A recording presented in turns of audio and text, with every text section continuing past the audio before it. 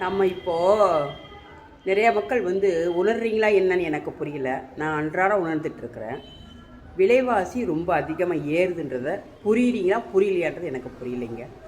போன மாதம் கணக்கில் அரிசி வாங்க போகும்போது 63 ரூபாய் இருந்த அரிசி இன்றைக்கி 71 ரூபாய்க்கு போடுறாங்க. இந்த மாதம் ஒரு மாதத்தில் 8 ரூபாய் ஏறி இருக்குது. 1 கிலோ அரிசிக்கு 8 ரூபாய் ஏறி இருக்குது.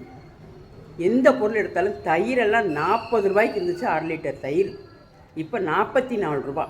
அதெல்லாம் 50 காசு 1 ரூபான்னு கூடக்கூடிய ஒரு பொருள். அதில் 4 ரூபாய் ஏறி இருக்குது. 44 ரூபா. இப்படி ஒவ்வொரு பொருளும் வாங்கும்போது மனசு ரொம்ப வலிக்குது. இது யாருமே கவனிக்க மாட்டேங்கிறீங்க. இப்போ உள்ள அரசாங்கம் கண்டிப்பாக சொல்கிறேன், சத்தியமாக சொல்கிறேன், எல்லாத்துலேயும் விலைவாசி அதிகமாக ஏற்றுது. இது நமக்கு தெரியாமல் நம்ம பாட்டுக்கு எதையோ ஒன்றை பார்த்துக்கிட்டு எதையோ ஒன்று பேசிக்கிட்டு உட்காந்துருக்குறாங்க. இதை போட்டுட்டாங்க, அதை செஞ்சுட்டாங்க, நிதி ஒதுக்கிட்டாங்க. இந்த அரசியலே பார்க்காதவங்க, அரசியலே தெரியாதவங்க இப்போ அரசியலை பார்த்துக்கிட்டு எல்லாமே இந்த அரசியல் தான் பண்ணிகிட்ருக்குது, இந்த அரசாங்கம் தான் பண்ணிகிட்ருக்குது, மித்தவங்களாம் சும்மா இது பண்ணிட்டு போயிருக்காங்கன்னு அதுகளோட மைண்ட் செட்டில் இருக்குது. நல்லா புரிஞ்சுக்கோங்க. இந்த இப்போ உள்ள அரசாங்கம் எதுவுமே நம்ம மக்களுக்கான விஷயம் எதுவுமே நடக்கலை. விலைவாசி அதிகமாக ஏற்றுறாங்க. சின்ன சின்ன வீட்டில் வாங்குகிற நமக்கு வேண்டிய பொருள் வாங்குகிற இடத்துலையும் ரொம்ப விலைவாசி ஏறி போயிருக்குது. முதல்ல ஒன்றை புரிஞ்சுக்கோங்க மக்களே, நமக்கு அரசாங்கம் என்பது பொதுமக்களுக்கு, ஏழை மக்களுக்கு உதவும் விதமாகத்தான் இருக்கணும். சரிங்களா?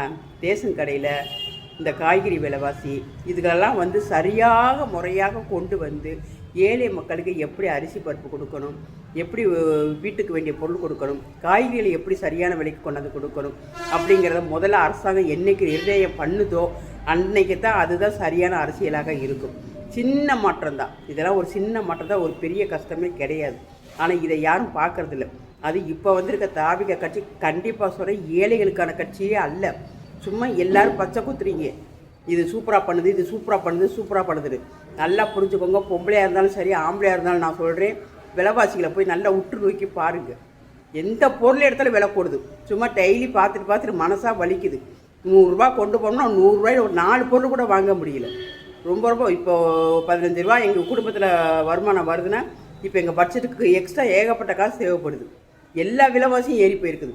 இதை மக்களை நீங்கள் தயவு செய்து உணர்ந்து பாருங்கள். ஏழைகளுக்கு ரேஷன் கடையில் சகல பொருளும் கிடைக்கணும், காய்கறிகள் சரியான விலைக்கு வீட்டுக்கு வரணும், வாங்குகிற இடத்துக்கு வரணும். இதை நீங்கள் சரியாக முறையாக கண்டுபிடிச்சா மட்டும், சரி பண்ணால் மட்டும்தான் வாழ்க்கை சரியாக இருக்கும், அரசாங்கமும் சரியாக இருக்கும். இது சின்ன மாற்றம் தான், ஒரு பெரிய விஷயம் இல்லை. தயவுசெய்து இதை உற்று நோக்கி இதை மாற்றுங்க. ஏழை மக்கள் மிகவும் கஷ்டப்படுறாங்க. நாங்களாவது 10,000 5,000 சம்பாதிக்கிறோம். இந்த சம்பாத்தியமும் சம்பாதிக்க முடியாத ரொம்ப ரொம்ப கஷ்டப்படுறாங்க. கிராம பக்கம்லாம் சொல்ல வேண்டியதே இல்லை. ரேஷன் கடையை சரியான முறையில் எல்லா பொருளும் கிடைக்க உதவி செய்யுங்க. நன்றி.